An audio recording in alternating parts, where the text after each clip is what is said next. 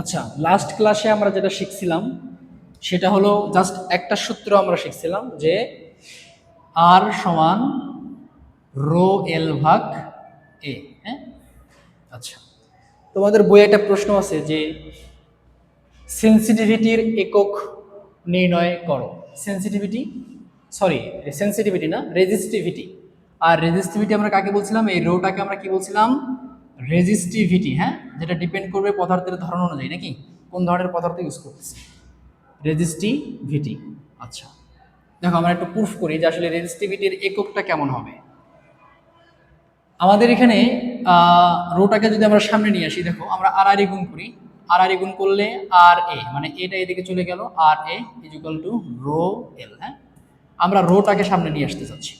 Rho যদি করি, rho is equal to, রোটা আমরা এদিকে নিয়ে আসলাম, এটা এদিকে পার করে নিলাম, আর এক লাইন বাড়াই, দেখো রো এল ভাগ আর এ, মানে জাস্ট উল্টে নিছি। হ্যাঁ, এখন আমরা চাচ্ছি শুধু আমরা রোটা বের করবো। আমরা কি বের করবো? শুধু রোটা বের করবো। Rho, rho is equal to R A, এখানে গুণ আছে এলটা, এদিকে কি হয়ে যাবে? ভাগ হয়ে যাবে না? রো এল ভাগ, অর্থাৎ আর এ ভাগ এল। তার মানে রো যদি আমাদের কোনো সময় যদি বের করার প্রয়োজন হয় যে তোমরা রেজিস্টিভিটির মানটা বের করো, তখন আমরা যদি এই সূত্রটা অ্যাপ্লাই করি তাহলে কিন্তু আমরা রোর মানটাও পেয়ে যাব। আমরা সাধারণভাবে বের করতেই পারি যে কপারের রেজিস্টিভিটি কত হয়, অ্যালুমিনিয়ামের রেজিস্টিভিটি কত হয়, সোনার রেজিস্টিভিটি কত হয়, এটা কিন্তু আমরা এখান থেকে বের করতে পারবো এই সূত্রটা। এখন আমরা যেটা শিখতেছি সেটা হচ্ছে যে রো এর একক কি। প্রত্যেকটা কিছুর একটা একক থাকে। ধরো দৈর্ঘ্যের একক একটা হয়, দৈর্ঘ্য, দৈর্ঘ্যে একক হয় না? ধরো আমি কত কিলোমিটার গেছি, এটা একটা একক। কত মিটার গেছি, কত সেন্টিমিটার গেছি, কত ফুট, কত ফুট গেছি, এটা আমরা ডিপেন্ড করি না, এটা আমরা নির্ণয় করি। দৈর্ঘ্যের ক্ষেত্রে হয়, কোনো তরল পরিমাপের ক্ষেত্রে হয়। ধরো আমরা যদি পানি পরিমাপ করি তাহলে আমরা কি বলি? লিটার। লিটার বলি না, গ্রাম বলি। জিএম দ্বারা আমরা গ্রাম ডিপেন্ড করি, হ্যাঁ, নির্ণয় করি গ্রাম। লিটারে বলি, গ্রাম বলি। তো এরকম প্রত্যেকটা বিষয়েরই একটা হচ্ছে কি একক, ইউনিট থাকে, একক মানে ইউনিট থাকে। এখানে তো আমাদের বের করতে বলছে যে রো এর একক কি হবে। আচ্ছা, আমরা এটা শিখে আসছিলাম যে আর রেজিস্ট্যান্সের একক হচ্ছে ওহম। রেজিস্ট্যান্সের একক কি? ওহম। আমরা একটা এখানে লিখি, রেজিস্ট্যান্সের একক কি? ওহম। প্রস্থচ্ছেদ বা ক্ষেত্রফলের একক কি? ক্ষেত্রফলের একক মিটার স্কোয়ার হতে পারে, সেন্টিমিটার স্কোয়ার হতে পারে, হ্যাঁ, হতে পারে না, ফিট স্কোয়ার হতে পারে। আমরা যেভাবে হিসাব করি আর কি, আমরা ধরে নিলাম এখানে এমকেএস পদ্ধতিতে করতেছি মিটার। হ্যাঁ, তার মানে ক্ষেত্রফলের একক কি হবে? মিটার। তার উপর মিটার, হ্যাঁ, মিটার স্কোয়ার হবে। হ্যাঁ, কারণ বর্গ একক, আমরা বলি কি বর্গ একক, মানে মিটার হলে মিটার স্কোয়ার, সেন্টিমিটার হলে সেন্টিমিটার স্কোয়ার। কার ক্ষেত্রে? ক্ষেত্রফলের ক্ষেত্রে। আর দৈর্ঘ্যের ক্ষেত্রে আমরা কি দ্বারা ধরে নিব? মিটার, যেহেতু আমরা এমকেএস পদ্ধতিতে করতেছি। এমকেএস, সিজিএস, এফপিএস পদ্ধতি এগুলো আমরা শিখে আসছিলাম। হ্যাঁ, এগুলো আমরা জানি। এমকেএস পদ্ধতিতে মানে মিটার, এমকেএস, এমকেএস মানে হচ্ছে আমরা হিসাব করি হচ্ছে মিটার, দৈর্ঘ্যটাকে মিটার, এখানে হচ্ছে কিলোগ্রাম মানে কেজি যেটা, আর এটা হচ্ছে সেকেন্ড। হ্যাঁ, তো আমরা এমকেএস পদ্ধতিতে হিসাব করতেছি। আচ্ছা, রো, তাহলে ওহম ক্ষেত্রফলের একক হচ্ছে মিটার স্কোয়ার, আর দৈর্ঘ্যের একক হচ্ছে কি মিটার। আচ্ছা, এখানে একটা মিটার আর এখানে দুইটা মিটার, একটা মিটার কি কাটা যায়? এই মিটারটা কাটা যায়। তার মানে রো এর একক কি আসতেছে? Ohm metre.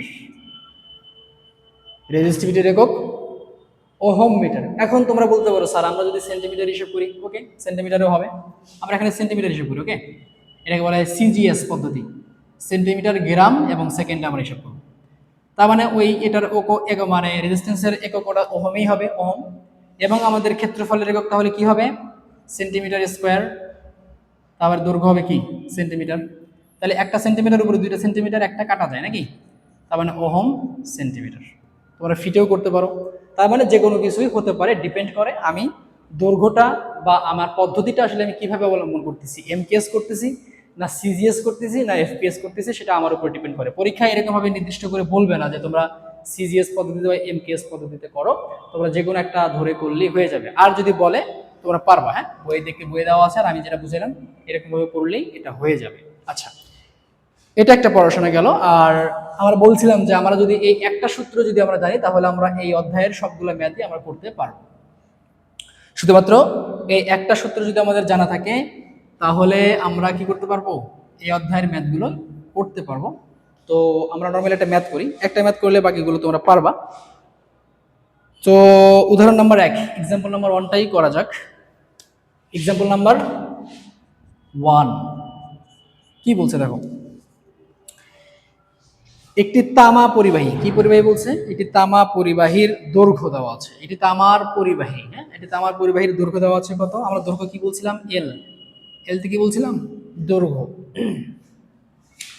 এখানে এলটা আমি লিখে দিই, এল হচ্ছে লেন্থ বা হচ্ছে দৈর্ঘ্য, এটা হচ্ছে কি ক্ষেত্রফল এরিয়া, হ্যাঁ আর আরটা হচ্ছে কি রেজিস্ট্যান্স,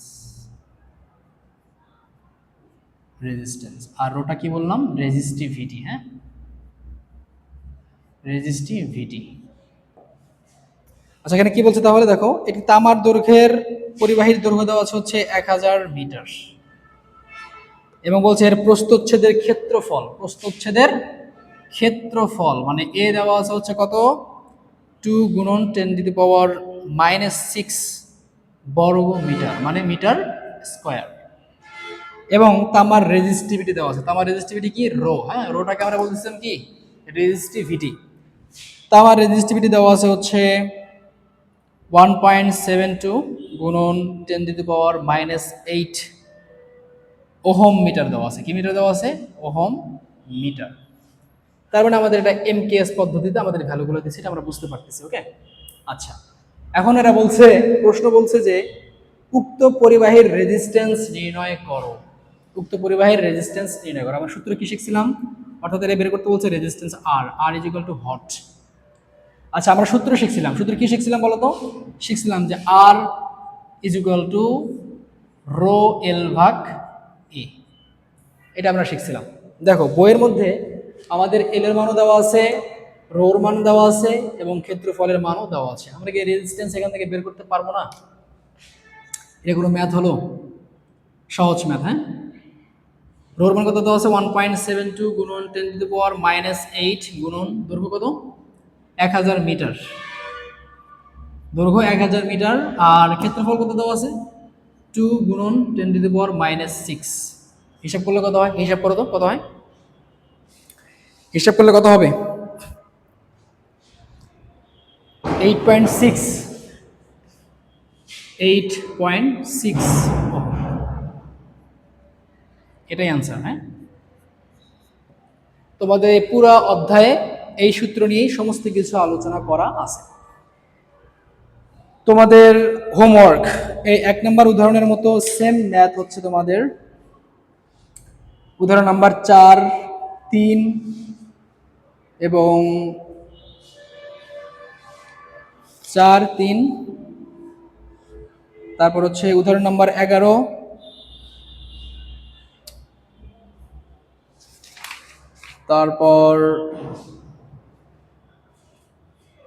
তারপর উদাহরণ নাম্বার 20, 19, 18, সমস্ত কিছু এই সূত্র থেকেই বর্ণনা করা আছে, অর্থাৎ এই সূত্র থেকেই তোমরা সমস্ত ম্যাথগুলো করতে পারবা। কিরকম ভাবে দেখো, অনেক সময় তোমাদের ম্যাথে যেটা দেওয়া থাকবে, আমাদের এখানে আর বের করতে বলছে, বাট কখনো যদি এরকম কিছু বলে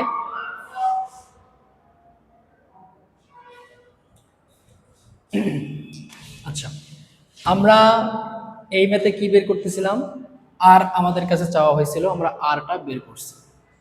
কখনো যদি এরকম বলা থাকে যে আমাদের আর এর মান দেওয়া আছে, রো এর মান দেওয়া আছে, দৈর্ঘ্যেও দেওয়া আছে, দৈর্ঘ্যের মানও দেওয়া আছে, আমরা কি ক্ষেত্রফল বের করতে পারবো না?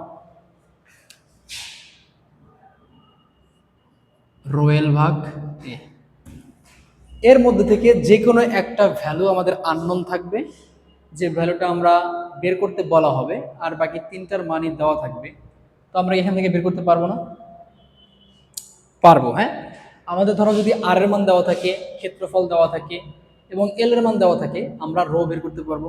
অনেক সময় রো দেওয়া থাকবে, আর দেওয়া থাকবে, ক্ষেত্রফল দেওয়া থাকবে, এল এর মান আমরা বের করতে পারবো। তো এই সূত্র থেকেই ঘুরে ফিরে কি হবে, সমস্ত প্রশ্নের সমাধানগুলো হয়ে যাবে। হ্যাঁ তারপরেও 2টা ম্যাথ দেওয়া তোমরা একটু কঠিন মনে হতে পারে, তার মধ্যে আমি একটা করে দিচ্ছি।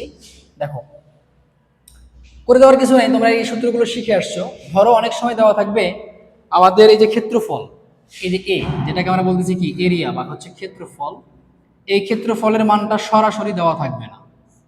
আচ্ছা, একটা বিষয় লক্ষ্য করো, আমাদের যে পরিবাহীগুলো নিয়ে কাজ করতেছি, এই পরিবাহীগুলো কেমন হয়? গোলাকার হয় না? কি হয়? গোলাকার হয় না? গোলাকার হয়। কেমন হয়? গোলাকার হয়। কন্ডাক্টরগুলো কি হয়? গোলাকার হয়। গোলাকার মানে কি? এটা বৃত্তের মতো না? বৃত্তের ক্ষেত্রফলের সূত্র আমরা জানি। বৃত্তের ক্ষেত্রফলের সূত্র কি? পাই আর আর স্কোয়ার। আরটা কি বলতো? এটা মনে করো যে বৃত্তের ব্যাস বা আমরা পরিবাহীর ব্যাস ধরে নিচ্ছি। এটা বলতে পরিবাহীর কি ব্যাস, ব্যাসটাকে আমরা বলতেছি ডি। এটা বলতেছি ডি, পরিবাহীর ব্যাস বা পরিবাহীর ব্যাসার্ধ তাহলে কি হয়? আর। এই আরটাই কি? এই যেখানে সূত্রের আর মানে পাই আর স্কোয়ার মানে হচ্ছে আর এর মানে হচ্ছে কি বৃত্তের ব্যাসার্ধ। তার মানে কোন একটা পদার্থের বা কোন একটা পরিবাহীর যদি আমাদের ব্যাসের মান দেওয়া থাকে তাহলে কি, আচ্ছা ব্যাস আর ব্যাসার্ধের মধ্যে সম্পর্ক কি?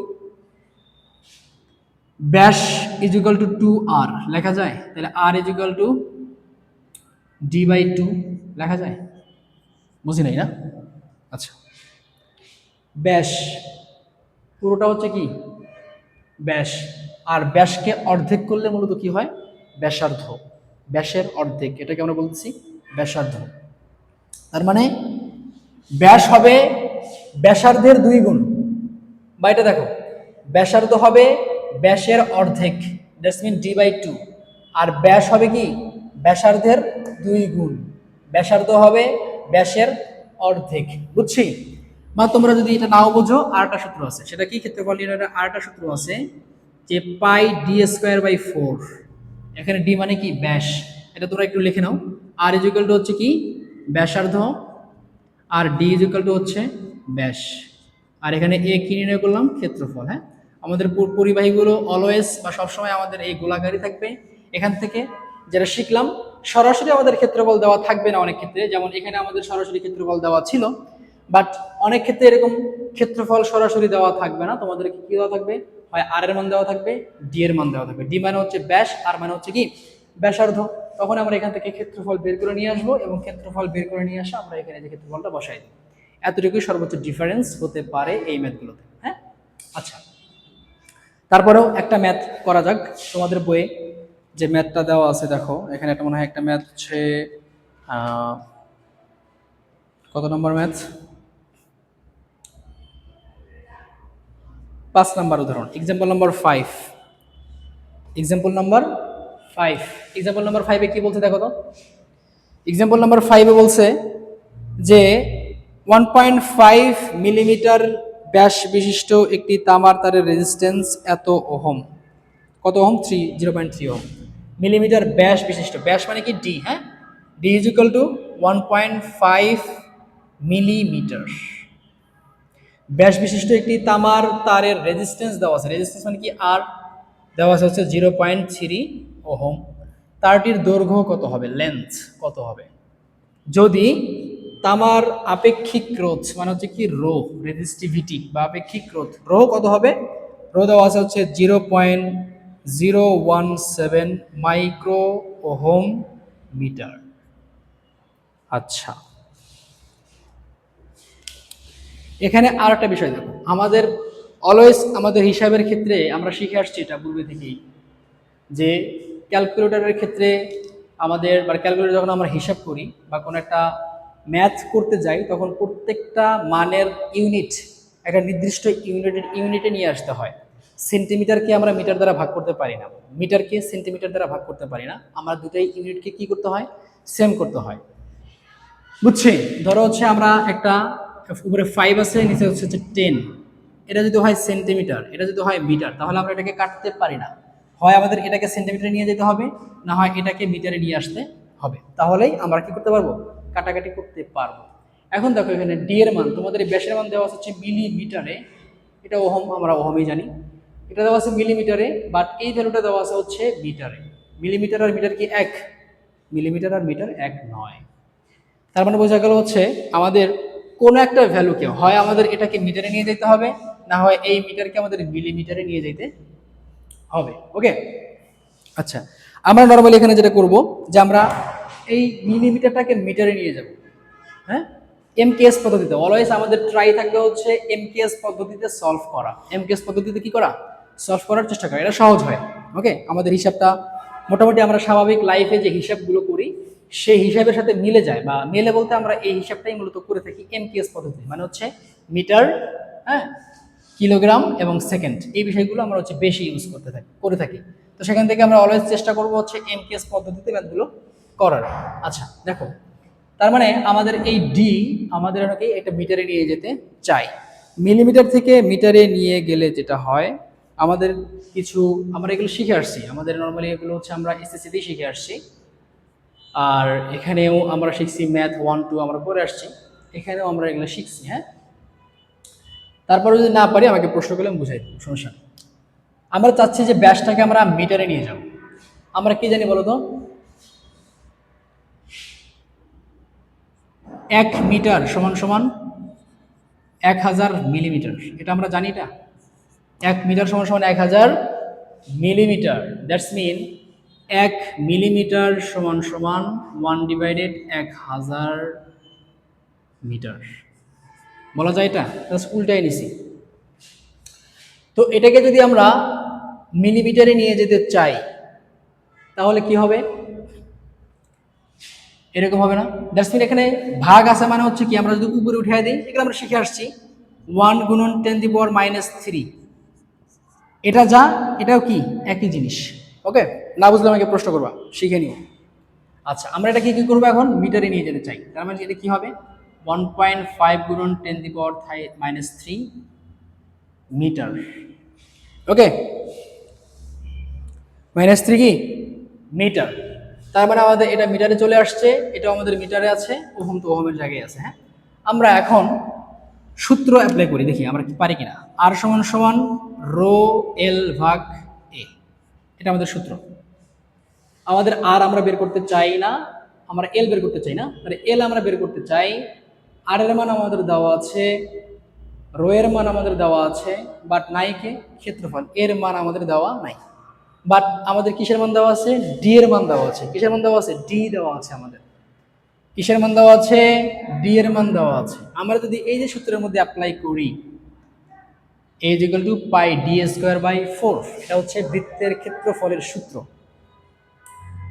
তো আমরা যদি এটাকে যদি ইয়া করি, 13 বাজে না? দেখো এখানে যদি আমরা যদি বসাই পাই, ডি কত দেওয়া আছে আমাদের? 1.5 না? 1.5 গুণন 10⁻³ তার উপরে কি স্কোয়ার না, ডিভাইডেড 4। হিসাব করো তো কত হয়? এটা হিসাব করলে আমাদের হবে 1.766 1.766 গুণন 10⁻⁶। এখন কি হবে বলো তো? মিটার স্কোয়ার, কারণ কি ক্ষেত্রফলের একক কি মিটার স্কোয়ার বা সেন্টিমিটার স্কোয়ার বা ফিট স্কোয়ার। ওকে, মিটার স্কোয়ার। এখন দেখো আমাদের আরও আছে, রো আছে, এর মানও আমরা পেয়ে গেছি। এখানে আমরা বসাই, আর এর মান কত? আর এর মান হচ্ছে 0.3 ওহম ইকুয়াল টু রোর মান কত দেওয়া আছে? 0.017 গুণন 10⁻⁶।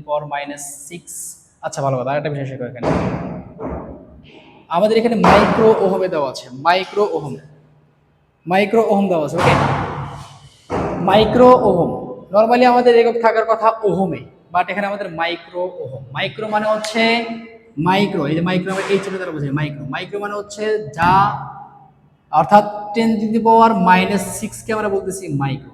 এখন মাইক্রো ওহমও হতে পারে, মাইক্রো মিটারও হতে পারে, মাইক্রো সেন্টিমিটারও হতে পারে। অর্থাৎ সেন্টিমিটার থেকে আমরা যদি 10⁻⁶ করে ফেলি, হ্যাঁ, অর্থাৎ আমরা একের পরে 6টা শূন্য দিয়ে যদি ভাগ করে ফেলি, তাহলে মানে যে ভ্যালুটা আসে সেটাকে আমরা বলতেছি মাইক্রো। এখানে মাইক্রো দেওয়া আছে, বাট আমরা ওহমে নিয়ে যেতে চাই, ওহমে নিয়ে যেতে চাই। জাস্ট 0.017 গুণন 10⁻⁶, এটা তাহলে ওহম মিটারে চলে আসলো। আমরা এল এর মানটা বের করতে চাই, ক্ষেত্রফল আমরা কত পাইছি? 1.766 গুণন 10⁻⁶ মিটার স্কোয়ার। হ্যাঁ, মিটার স্কোয়ার দরকার নেই এটা। আচ্ছা, এখান থেকে আমরা এল এর মান বের করতে পারবো না। এল ইকুয়াল টু কি হবে? এটা এটার সাথে গুণ হয়ে যাবে, পরে এটা দিয়ে ভাগ হয়ে যাবে। ভাগ হয়ে গেলে কত হবে? এখানে ভাগ হয়ে গেলে হয় হচ্ছে 31.2 মিটার। অনেকের মনে হয় মাথার উপর দিয়ে চলে গেছে, স্যার হিসাবগুলো কিছুই বুঝিনি।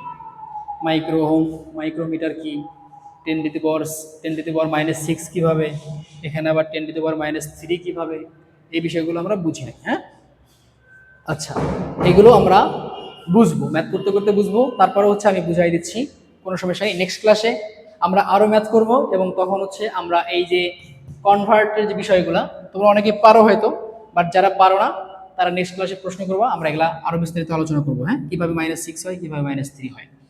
ওকে, আজকে মোটামুটি এই পর্যন্তই। তোমাদের যে এই ম্যাথটা করে দিলাম, এই ম্যাথটা এবং পূর্বের ম্যাথটা করলেই তোমরা এই বইয়ের প্রায় 80% ম্যাথগুলো তোমরা পারবা, এই দ্বিতীয় অধ্যায়ের ম্যাথগুলো। হ্যাঁ, তো তোমরা এগুলো বাসায় ট্রাই করো, নেক্সট ক্লাসে আমরা পরবর্তী ম্যাথগুলো দেখবো ইনশাআল্লাহ।